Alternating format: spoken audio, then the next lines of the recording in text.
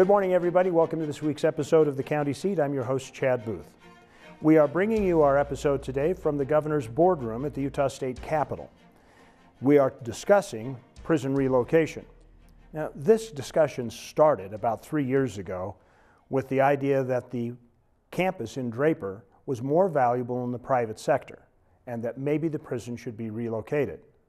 Well, we have learned a great deal about our prison process, how we're treating criminals, how we're rehabilitating them, and where the prison should be since then. And it has brought us to the point we are today, where there is now a narrowed down list of sites where the prison could move to. We are going to continue our conversation today and look at what the future holds. We're going to try to separate the fact from fiction, the rumor, and the myths from what's really going on the ground, and that will be the goal of our show. But let's start by looking at how far we've come and what's still left on the table. In 1951, the Utah State Penitentiary opened in the south end of the Salt Lake Valley. Now it finds itself in a bustling community of over 42,000, with the prospect of moving to a new, more modern, and more distant home. Since March of 2013, the Prison Relocation and Development Authority, a group appointed by the governor to evaluate the costs and benefits of moving the penitentiary, has looked into a number of factors involved in relocation. Scenarios range from pure financial projections to how a new 21st century facility could cut down on recidivism. Consultants have projected that if the prison were demolished and the current site in Draper commercially developed, it could create $1.8 billion per year in economic development. The legislature sees this as an opportunity to bring additional benefit to Utah while building a new prison facility, something they'll have to do eventually anyway. Maybe a little bit frustrating at times has been that we are doing what we believe and the legislature believes is in the best interest of the entire state. We've got to balance that with people not wanting this prison in their backyard, and we will do our best. The site selection process took into account a multitude of different factors that would affect citizens of the state. Things like proximity to staff, volunteers, healthcare, and legal services. They also looked at land and environmental concerns, as well as infrastructure. The Prison Relocation Commission was then able to parse that list down to 6. Not surprisingly, all 6 communities showed resistance to the potential penitentiary in their backyards. Just 2 weeks ago, the list of 6 was whittled down to 3 at a packed meeting on Capitol Hill just a few days before Christmas. The proposed sites are at Lake Mountain West in Utah County, I-80 and 7200 West in Salt Lake County, and SR 112 at Depot Boundary Road in Tooele County. I think the criteria has worked fine. I think the process has also worked really well if what the public wanted was an open process. And that's what we've been trying to do. And it's inflicted, I think, a little bit of pain, quite frankly, on some communities. But as Speaker-elect Hughes talked about it during the meeting, we made a decision to do this in a public process. For the county seat, I'm Derek Dowsett. Thanks, Derek. Derek tells me that a lot of people around the state just think the prison should stay where it is. But there is a cost to that option as well. In fact, it totals $780 million to actually upgrade the facility and expand it and demolish some of the old buildings, as opposed to the cost of $1 billion to start with a clean slate and start from scratch. And that doesn't even account for the value of the property and the future property taxes left behind on the current campus. So that's where we'll stop to take a break, and we'll continue the conversation with the numbers and the facts on prison relocation when we come back. Get ready, set, jump! The day starts off at sunrise with the Cisco Disco. Come catch Cisco fish at Cisco Beach on the east side of Bear Lake. After the fishing, why not jump in the lake yourself? The Bear Lake Monster Polar Plunge starts at 11 a.m. at the Bear Lake State Park Arena. Gather your family and head north for a great cause. Visit bearlake.org for more information. Rich County, take the plunge. You go through the day-to-day repeating what you did yesterday. Don't you wish you could access that piece of your life that's missing? Find the beauty, serenity, family fun, or anything else that's missing from your life in the Cedar City Bryan Head area. Gain access to your adventure, whether it's camping, hiking, the arts, festivals, or just a getaway. Visit cedarcityayl.com for details on all the adventures that you can access in scenic southern Utah. When you buy Utah made and grown, you're keeping it here at home. I'm a Utah's own vegetable grower. I care about the foods I produce. Because when it comes to quality local foods, I understand the importance of Utah grown and raised. The jobs that we enjoy are vital because Utah's Own supports our communities. As a consumer, I look for Utah's Own products because Utah's Own is good for me and it's good for Utah. Keeping it here at home, Utah's Own.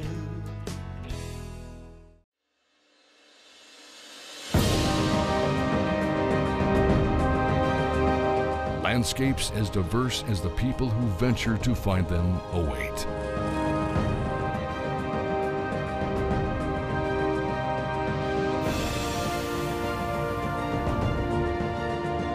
All you have to do is find a place to begin. Moab, Utah, in Grand County, where adventure begins. Welcome back to the county seat. Our discussion today is on prison relocation, a topic that has heated up the last few months, last few weeks, and will definitely be a hot topic during the legislative session. To further our conversation, joining us for a panel discussion is Senator Jerry Stevenson from District 21 in Davis County, and Shawn Milne, who is a Tooele County Commissioner. And Commissioner, you guys made the short list today, and I don't know if that's good news or bad news for you. I'm sure it depends on who you're asking. I'm not too pleased about that particular site, but I look forward to further discussions. We've talked about the whats and not the whys, and so I'd like to spend most of this addressing some of the whys, misperceptions, and myths. Why are we making this move, Senator? Well, this process has been moving forward for over 3 years now. We have looked at all of the, we think all of the criteria out there. And we feel that number one, we will spend about $250 million in repair and replacement of the Draper facility if we stay. That means tear down buildings and rebuild them on site. When we look at that, we look at the efficiencies that we can pick up in running a new prison, or the efficiencies that are available in a out in front of us as far as the new practices, best practices, if you will. We think there are considerable labor efficiencies that we can achieve, and we think that there are better programs that we can run that would cause, turn this revolving door that we're now running, turn it off or slow it down at least. The other big piece of this is that the Draper site is, there's been a lot of discussion on the path of economic development. Draper is in the middle of an eight-lane freeway of economic development. And the site is worth a lot to the state of Utah, not so much as a sale, but as a tax base. We anticipate that there are $1.8 billion in economic activity that will take place on the Draper site annually. $1.8 billion in taxes to all entities equates somewhere in the range of $85 to $95 million per year. So if you look at those numbers and you look at the savings in both efficiency and the savings in on the demolition and the fix and operations and so forth, if we look at all of that and then you couple it with that kind of return back to the state and other governmental entities, then it makes a lot of sense to move it. It's a very good business proposition for the state of Utah. Well, let's add just the last equation and the numbers on that list. So the long-term projection of cost, if we just patch up the current campus versus the move to a new campus, what is that difference? The difference is about $250 million. We think that we'll spend $750 million at Draper in this would be adding the new beds we need. This will be replacing what we have there. And if we look at a new site, we're about $1 billion in a new site over the same time period. And then in operational costs, is there a difference there too? The operational costs would go down in a new prison, and we would also see this tax benefit that I mentioned go up. So that the offsetter is the balance, or is the tax base that we create with the movement of Draper. Okay, one of the other concerns that got addressed today was the volunteer base, and there are people that are saying go put it in the middle of nowhere. But what kind of impacts will that have on corrections as far as the volunteer base? It would have a tremendous cost. Our costs would go up incredibly with taking the volunteer base away from the prison. There are really 5 things that we have to have proximity associated with it. Being at a remote site does not address. The volunteers, certainly, our workforce, the visitation rights of the visitation of the families, and it's a proven fact that visitors in prisons, the people don't go back as often if they're visited, knowing they're cared for while they're there. The other is the courts and the medical facilities that we have to have access to. Is that a big issue? That's a big issue. The facilities at Draper are very, very dilapidated as far as medical. I think they have about a 20-bed infirmary, and there are, memory serves me, 5 dental chairs. They're busy all the time. Part of the issue we're dealing with right now is if the incarcerated women have to be loaded and moved to the site, moved over to the men's facility where all of those activities take place as far as medical and dental. Not the best of conditions to operate under. Men and women are different, and they need to be treated as such as far as medical and dental, even while they're incarcerated. But Gunnison's a much newer facility, and that still is an impact there. There's no women in Gunnison. All the women are in Draper, currently, or in county facilities. I meant as far as medical costs and coverage. They only send certain classifications of prisoners to Gunnison, and medical would be one of the reasons we would not send someone there, because of the cost of bringing them back, or the cost of treating them at a different facility than the University of Utah. Okay.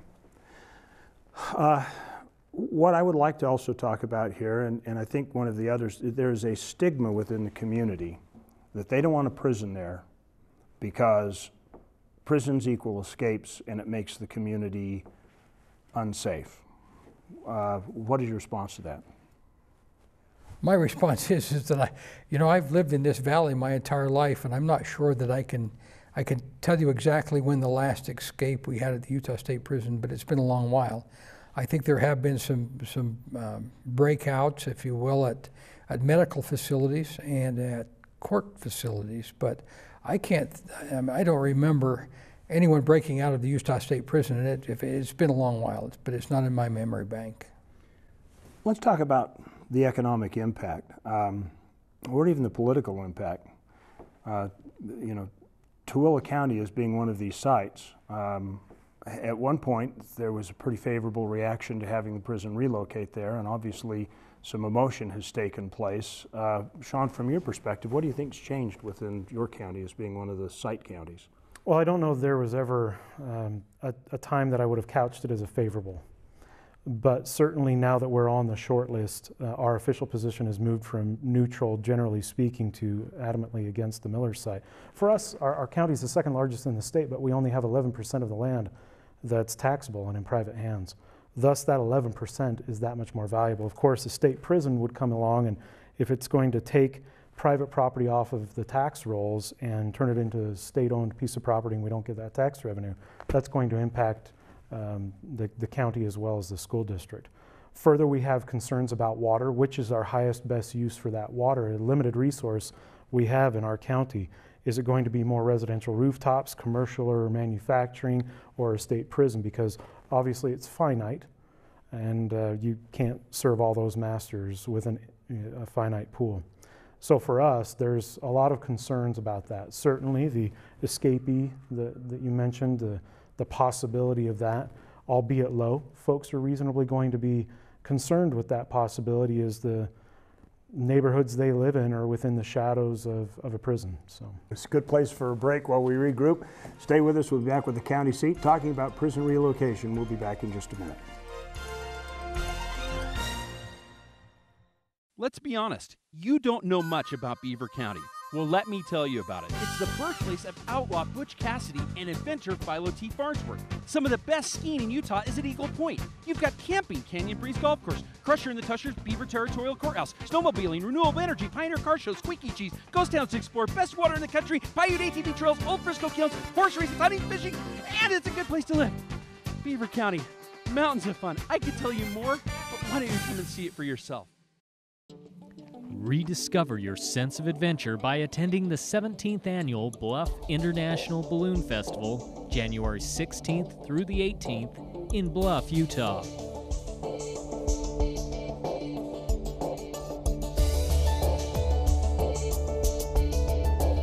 Join us for some of the most beautiful, unencumbered flying in the Southwest. Utah's San Juan County, where life is elevated.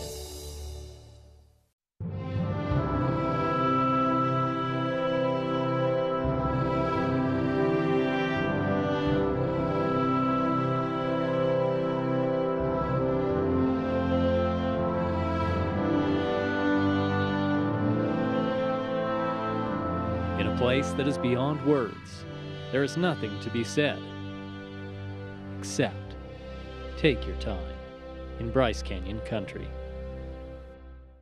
What would you do with an extra day in Utah County? Explore the Wasatch Mountains? Snap a family photo at Bridal Veil Falls. Cool off on Utah Lake or the Provo River.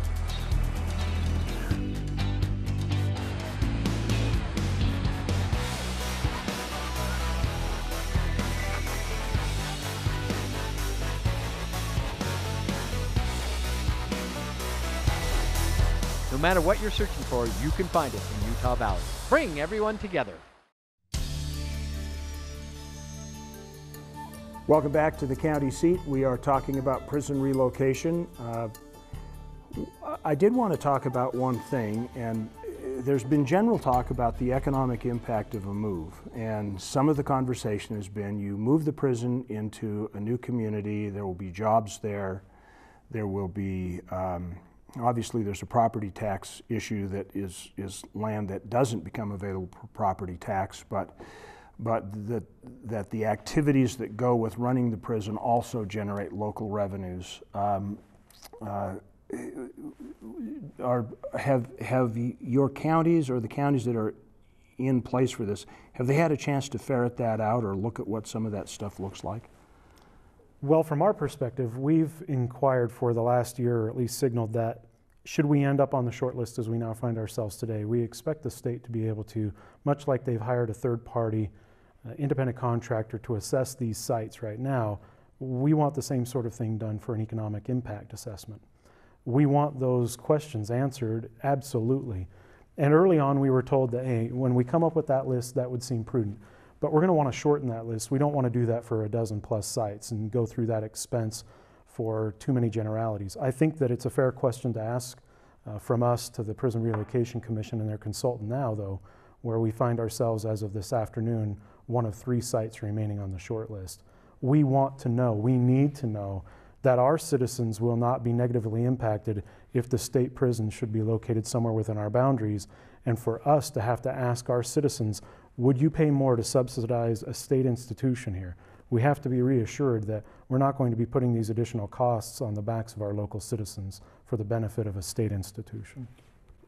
So at this process with the 3 remaining sites, Senator, you say there's a lot more to be done. Is that part of what this list is about? We will be looking at what is being provided now in Draper. I cannot tell you whether we are subsidizing any of the law enforcement activities, fire activities. There's a lot of things that we could be doing there that I am not aware of at this point, but we'll certainly dig into that as we move into it. So is the same consultant that's brought you to this point going to continue in the more detailed analysis? The consultant we have currently is, we think, as good as there is in the United States. They have cited probably 100. I know they've been involved in every federal prison siting in the last 20 years. They have been involved in lots of state facilities and a lot of jail facilities around the country, and they're very knowledgeable about what they're doing, and I think they can help us make sure that we pick up all the pieces as we go through this process. We can answer everything in detail. We will, as we enter the public engagement process, we will make sure that those things come out and we will answer the questions. This isn't going to be done in a vacuum, and we haven't done it so far. This is very public. As Representative Hughes mentioned, we could have gone out and bought a piece of ground and said, this is where the new prison's going. Thanks, folks, and moved on, but we haven't. We're going through a very public process to make sure that, I don't know that it'll ever be 100% accepted, but we want to make sure everyone understands what we're doing as we go through this. This is a big deal. This is as big a dollar spend as the state of Utah will do outside of a few highway projects in the next 25 years. It's enormous. Yeah. Chad, I do want to commend the Prison Relocation Commission and their consultant for doing what I believe to be a very difficult job. I don't think that they have an easy task. They're going to make folks unhappy no matter what they decide. If they were to keep it there in Draper, they're going to make people very unhappy. And so I commend them for the transparent process, and to this point I think things have been conducted fairly.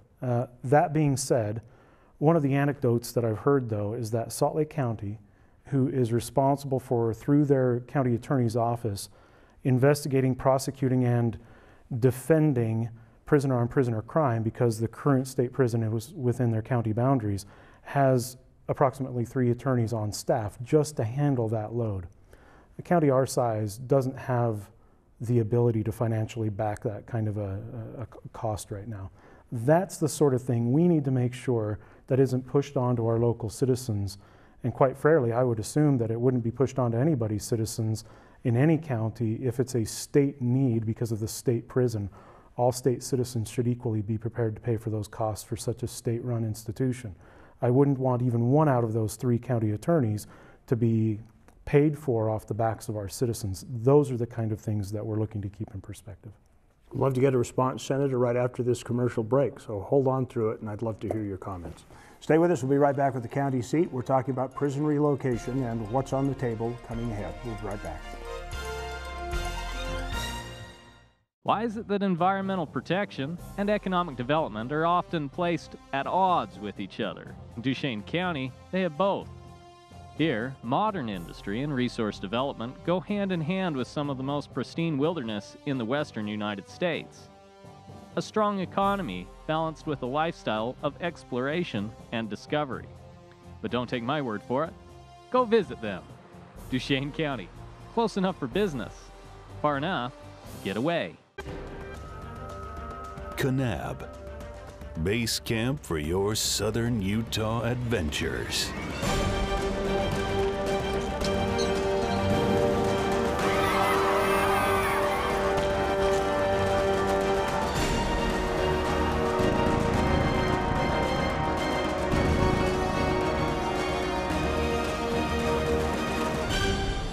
You belong in Kanab. I lived in Phoenix and then down in Orange County in California, and I met a small town girl and she brought me home. Just the smaller community that makes you feel like when you go somewhere you know everybody. You know, the sporting programs, the dance events, all these kinds of things, you run into people you know and that care about you and your family. And that makes it just a wonderful place to have little ones like this. Isn't it time you found the balance you've been looking for?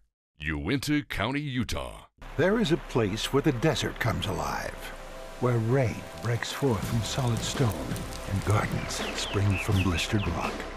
There is a place with enough color to make a rainbow jealous, where boulders are bigger than buildings and cliffs are higher than clouds. There is a place that will straighten your step, tighten your grip, widen your eyes, and open your jaw. There is a place. Welcome back to the county seat. We're wrapping up our conversation about prison relocation, and so we thought we'd pick the conversation up from where we started and get some final thoughts. Senator? Well, hopefully we will move forward quickly. We may have another viable site, or maybe even 2 will come in that would become part of this process. I think that can be evaluated quickly. Most of what we have done this summer is establish an evaluation process. But our consultant could get if we had a site come in, it can be evaluated quickly. That's the other thing is that the reasons for moving the prison, even though there's a lot of folks talking right now about moving Draper, none of the reasons that we decided to move Draper through the legislation that went through last session have changed. They're all still exactly the same as they were. We have some folks that are disturbed about, about the move, but I'm not sure there's going to be any consideration of not moving the prison. I guess it's a possibility. It could be a financial decision that we wait. But it's time to move a prison forward. Get folks. We need to create better conditions for those that we're incarcerating. Not better living conditions, but better conditions so that they don't return, so that we help them make better decisions so they don't go back to prison. We need to make sure that we have adequate staff to take care of them. We need to make sure this volunteer thing's enormous, and it's enormous across the entire spectrum of our society. John, your last thoughts? I don't envy the position of the Prison Relocation Commission or their consultant, because I don't think that there's a win for them in the PR realm. I can understand the perspective as a statewide citizen. If I pull myself back and I look at it as a state citizen, that land that they're currently occupying along a corridor of transportation between two major bodies of economic development and commerce, it is highly valuable for that. And for those of us that like good employment choices close to home and in our state, would likely find that to be the highest, best use of that land versus 70 years ago when it was first placed out there. So again, the senator and all of his colleagues, their consultant, I think that their job is a very challenging one. I don't envy them. That being said, a lot of consideration, I know this is their goal, needs to be given to the best place for a new home of the state prison and what that would do to the surrounding communities and how that would also either negatively or beneficially worked for all state citizens in perspective, whether it's proximity for the workforce, the volunteers, which are numerous, about equal to their workforce. These are important considerations, so it's quite a challenge. Well, I think this deserves us coming back to visit this again. We've got a public comment process, a additional location process that's taking place between now and January. So as we get a little further along, we'd invite you to come back and discuss this again. Thank you for joining us on the County Seat. As always, local government is where your life happens. By watching this program, you can become part of the solution by getting involved. Thank you. We'll look for you next week on the County Seat. Be sure to check us out on our blog site, thecountyseat.tv.